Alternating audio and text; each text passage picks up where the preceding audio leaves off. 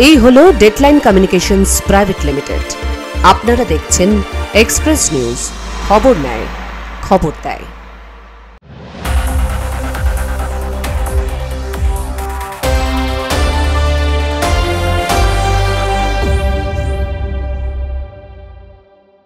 Express midday brought you by Payel multi plaza. নমস্কার, আপনারা দেখছেন এক্সপ্রেস নিউজ। আমি মৌপ্রিয়া। শুরু করছি আজকের এক্সপ্রেস মিডডে।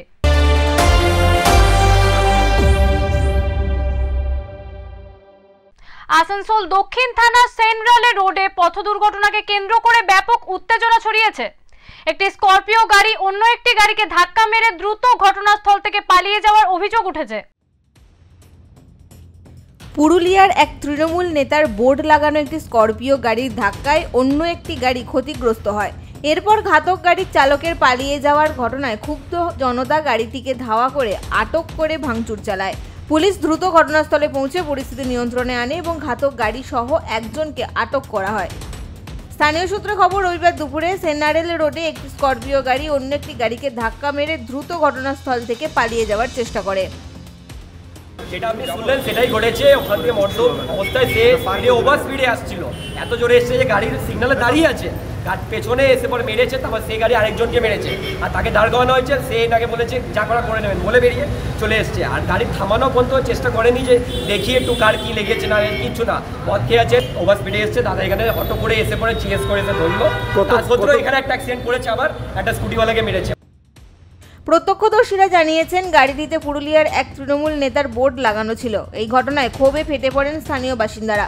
উত্তেজিত জনতা এরপর স্করপিও গাড়িটির পিছু ধাওয়া করে এবং সেন্ট্রাল রোডের পাঁচপুল এলাকায় সেটিকে ধরে ফেলে। গাড়িটিকে আটকের পর উত্তেজিত জনতা সেটিকে ভাঙচুর চালায়। খবর পেয়ে সঙ্গে সঙ্গে আসানসোল দক্ষিণ থানার পুলিশ ঘটনাস্থলে পৌঁছয়। পুলিশ পরিস্থিতি নিয়ন্ত্রণে আনতে দ্রুত পদক্ষেপ নেয় এবং উত্তেজিত জনতাকে শান্ত করে। এরপর ঘাতক স্করপিও গাড়িটি সহ একজন ব্যক্তিকে আটক করে পুলিশ ঘটনার তদন্ত শুরু করেছে এবং আটক ব্যক্তিকে জিজ্ঞাসাবাদ করা হচ্ছে। Bureau report, express news. অদম্য জেদ আর ইচ্ছা শক্তি নিয়ে শুভেন্দু মাঝি ছুটে চলেছে তার স্বপ্নের পিছনে। ইন্ডিয়া বুক অব রেকর্ডসের রেকর্ড ভেঙে আসানসোলকে জাতীয় স্তরে পরিচয় দেওয়া হয়েছে। 20 বছর বয়সে শুভেন্দু যখন তার বন্ধুরা খেলাধুলায় মগ্ন ছিল, তখন সে রাত জেগে পড়াশোনা করে। তার লক্ষ্য আসানসোল শহরকে তার নামেই পরিচিত করা। মা বাবার অক্লান্ত পরিশ্রম তার অনুপ্রেরণা। মায়ের সংগ্রামী জীবন তাকে শিখিয়েছে কিভাবে প্রতিকূলতার মাঝেও এগিয়ে যেতে হয়। ছোটবেলায় মা কাজে গেলে তাকে ঘরে আটকে রাখতেন, আর তখনই পড়াশোনার প্রতি তার নেশা জন্মায়। আসলে আমি ছোট থেকে বড় হয়ে উঠেছি আসানসোল নামের একটা ছোট একটা শহর থেকে, যেটাকে মানে রাজ্যের মধ্যে খুব বেশি লোক চেনে না। তো আমি চাই আমি পড়াশোনা করে এমন একটা জায়গায় যাব যেখানে আমার পড়াশোনার জন্য, আমার নিজের কষ্টে মেহনতের জন্য যেন আসানসোল নাম আমি উজ্জ্বল করতে পারি। এই জন্য রাত 2টো অবধি জেগে জেগে আমি পড়াশোনা করতাম। অনেক সময় কি হতো, লাইন চলে যেত, মা বাবা আমার ঘুমিয়ে যেত, তো আমি তখনও থেমে থাকিনি, আমি রাত 2টো অবধি জেগে জেগে পড়তাম। পথটা সহজ ছিল না। পাড়া প্রতিবেশী এবং আত্মীয় স্বজনের কাছ থেকে তাকে অনেক কটু কথা শুনতে হয়। ভাড়া বাড়িতে সমস্যার শেষ ছিল না তার। বাড়িওয়ালা তাকে বারবার উচ্ছেদের চেষ্টা করত। এমনকি রাত জেগে পড়াশোনা করার সময় বিদ্যুতের লাইনও কেটে দিত। এসব কঠিন দিন পেরিয়ে এসে শুভেন্দু ইন্ডিয়া বুক অফ রেকর্ডসের রেকর্ড ভাঙার পর সবকিছুই বদলে গেছে। তো তখন আমি অ্যাপ্লাই করি এতে, আর অ্যাপ্লাই করার সাথে সাথে কিছুদিনের মধ্যে আমার কাছে একটা ইমেল আসে যে আমার রেকর্ডটা কনফার্ম হয়ে গেছে এবং আমার আগের একজনের রেকর্ড ছিল, তার কাছে 94টার মতো সার্টিফিকেট ছিল। সে মানে ইন্ডিয়া বুক অফ রেকর্ডে তার রেকর্ডটা আগে ছিল। তো ওর রেকর্ডই আমি ভেঙে আমি India book of record holder হয়েছি। বর্তমানে শুভেন্দু তার মা বাবার সঙ্গে কলকাতার ভাড়া বাড়িতে থাকে। সে মৌলানা আজাদ কলেজের ইংরেজি অনার্সের 3য় বর্ষের ছাত্র। এর পাশাপাশি সে বিভিন্ন কোর্সের উপর সার্টিফিকেট অর্জন করে ইন্ডিয়া বুক অফ রেকর্ডসের জাতীয় রেকর্ড ভাঙার প্রস্তুতি নিচ্ছে। শুভেন্দু এই জেদ এবং ইচ্ছাশক্তিকে এক্সপ্রেস নিউজ সেলুট জানায়। তার এই অদম্য লড়াই নিঃসন্দেহে অনেককেই অনুপ্রাণিত করবে। দুর্গাপুর থেকে সঞ্জীব ঘোষের রিপোর্ট, এক্সপ্রেস নিউজ। ঝাড়গ্রামের গোপীবল্লভপুরে 2 নম্বর ব্লকে এক ভয়াবহ বাইক দুর্ঘটনায় প্রাণ হারালেন এক যুবক। গুরুতর আহত অবস্থায় হাসপাতালে চিকিৎসাধীন আরও এক যুবক।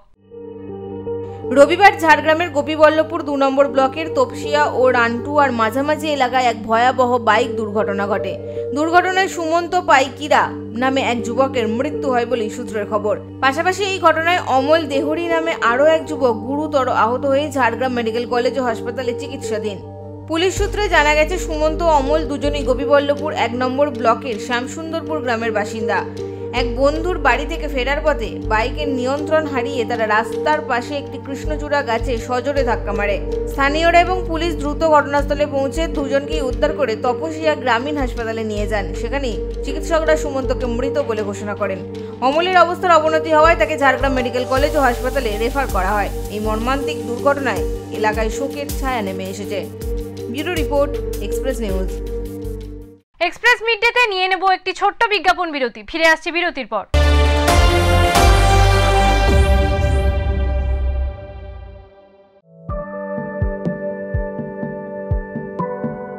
For the very first time in Asansol, get the dining experience like never before. We offer a fine dining which include authentic cuisine from around the country and world. Our menu includes vegan, vegetarian and non-vegetarian dishes at a worthy place. Visit us with your family and friends for an unforgettable experience only at Pailin. This Birthdays, a multi-cuisine restaurant.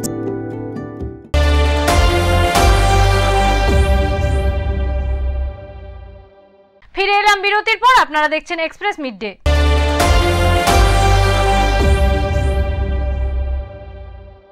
Bharat Bangladesh সীমান্তবর্তী নদিয়ার কৃষ্ণগঞ্জ বিধানসভার উপর দিয়ে প্রবাহিত চূর্ণী নদী, এই নদী বর্তমানে ভয়াবহ দূষণের শিকার। চূর্ণী নদী তীরবর্তী এলাকার মানুষজন কয়েক মাস ধরেই জল যন্ত্রণায় ভুগছেন। দূষিত জলের তীব্র দুর্গন্ধে জনজীবন অতিষ্ঠ হয়ে উঠেছে। পরিস্থিতি এতটাই খারাপ যে চর্মরোগের ভয়ে কেউ নদীতে স্নান করতে নামছেন না। নদীর জল দূষিত হওয়ায় ব্যাপক হারে মাছ মারা যাচ্ছে, যার ফলে মৎস্যজীবীরা জীবিকা হারাচ্ছেন। এছাড়াও বিঘার পর বিঘা কৃষিজমি ক্ষতিগ্রস্ত হচ্ছে, যা কৃষকদের জন্য বড় দুশ্চিন্তার কারণ।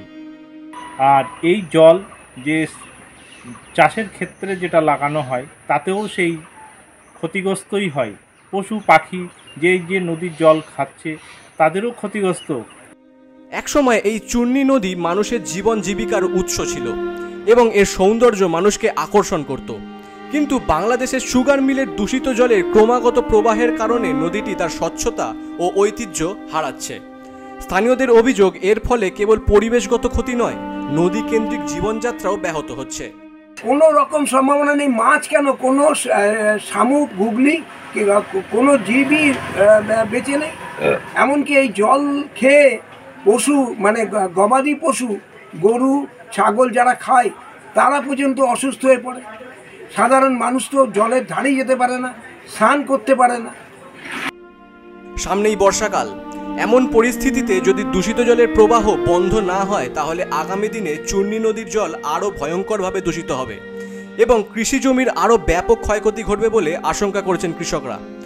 স্থানীয় মানুষজন প্রশাসনের কাছে অবিলম্বে হস্তক্ষেপের দাবি জানাচ্ছেন। এই আন্তঃসীমান্তীয় দূষণ সমস্যার সমাধানে প্রশাসন কী পদক্ষেপ নেয়, এখন সেটাই দেখবার বিষয়। Bureau report, express news. এক সময় বীরভূমের রামপুরহাট 2 নম্বর ব্লকের মারগ্রাম, বাসোয়া, বিষ্ণুপুর এবং তেতুলিয়া নতুন গ্রাম ছিল তাঁত শিল্পের প্রাণকেন্দ্র। তন্তুবাই গ্রাম নামে পরিচিত এই এলাকাগুলিতে মাকুর ঠকঠক শব্দ আর রেশমের গন্ধ ছিল নিত্যদিনের সঙ্গী।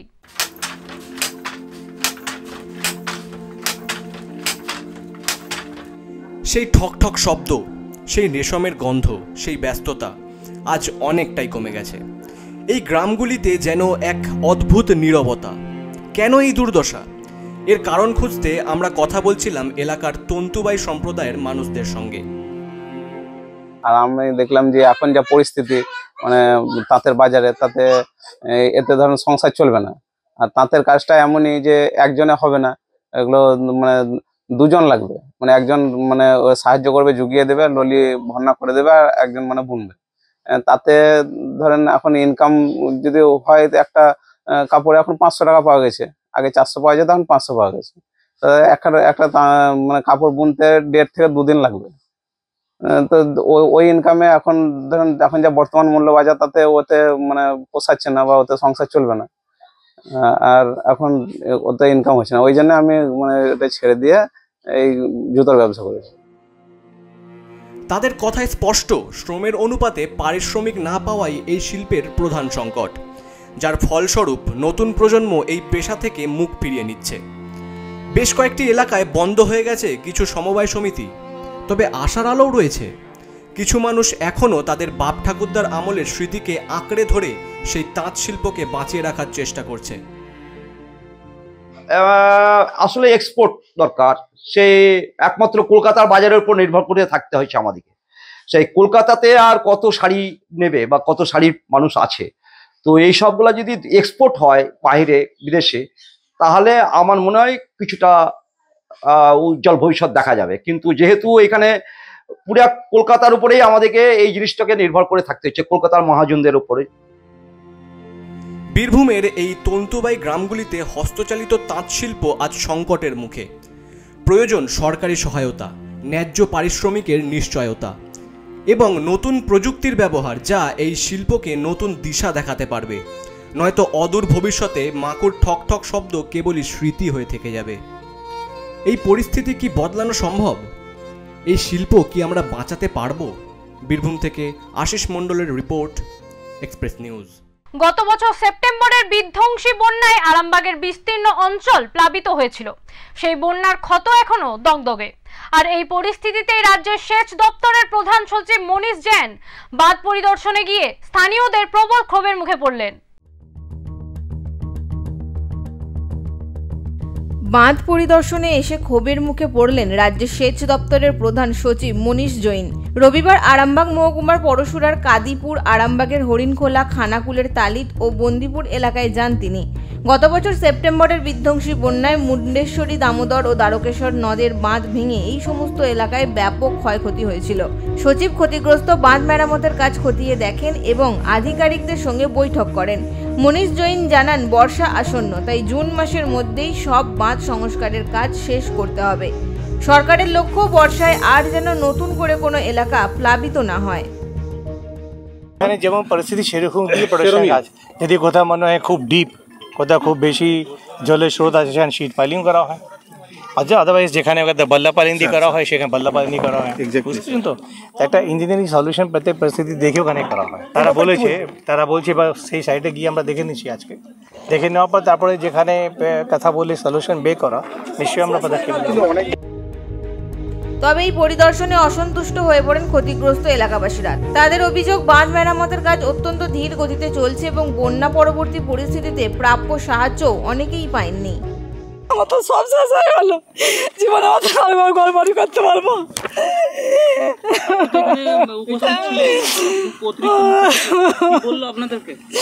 বললো তবে তোমাকে যা কথাটা বললো, তোমাকে তো বললো যে করে দেবে, কবে করে দেবে? আমি মরে গেলে সুজনকে চলে গেলে।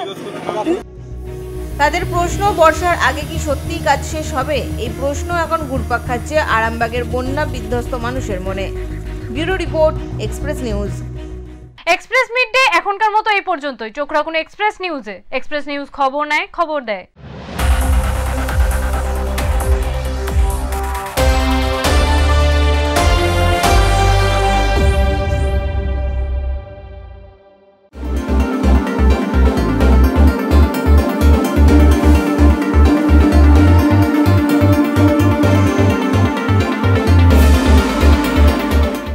এক্সপ্রেস নিউজ, এই এক্সপ্রেস নিউজের ব্যাপারে বিভিন্ন সংবাদ সংগ্রহের জন্য তিনি আসতেন এবং খুব তখন কম বয়স, যে সমস্ত অন্যায় অত্যাচার উৎপীড়ন হতো সামাজিক দিক দিয়ে এবং রাজনৈতিক দিক দিয়ে, ও কিন্তু সেই ঘটনাগুলো সব জায়গায় সংবাদ সংগ্রহ করে তুলে ধরত এবং প্রকাশ করত।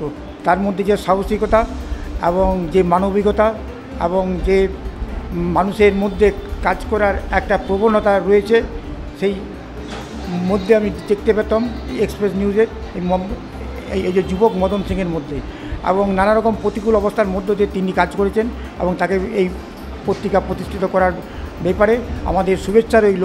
24 বছর পার হয়ে 25 বছরে পদার্পণ করবে। অর্থাৎ সিলভার জুবিলি উদযাপন হবে, এটা আমরা খুব আনন্দিত। এই সিলভার জুবিলিতে আমরা তাকে সমর্থন সহযোগিতা করব এবং দুর্গাপুরবাসী এগিয়ে আসবেন।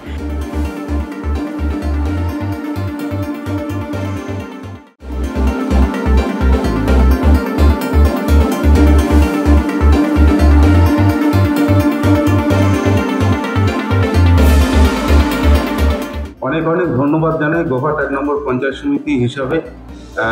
এই 10ই জুন যে আপনাদের এক্সপ্রেস নিউজের 24 বছর পূর্ণ হচ্ছে, এর জন্য ওখানকার যারা সহকর্মী রয়েছে এবং এডিটর থেকে আরম্ভ করে সমস্ত স্টাফকে জানাই অনেক অনেক শুভেচ্ছা। এবং আপনাদের যারা দর্শক রয়েছে, যারা আপনাদের চ্যানেলকে মনের মণিকোঠার মধ্যে ধরে রেখেছে, সবাইকে জানাই অভিনন্দন। এবং এই চ্যানেলের আমি দীর্ঘায়ু কামনা করি। সবাই সুস্থ থাকুন, ভালো থাকুন, সুন্দর থাকুন।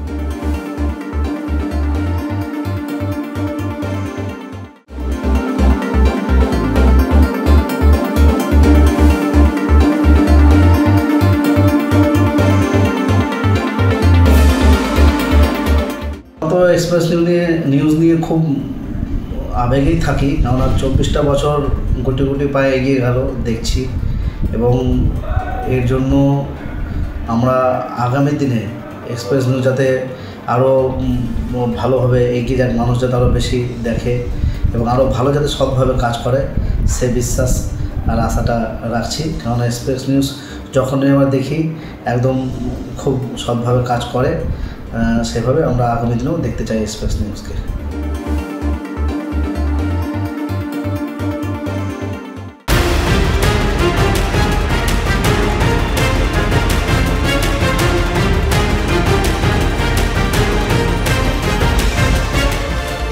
এই হলো ডেডলাইন কমিউনিকেশনস প্রাইভেট লিমিটেড।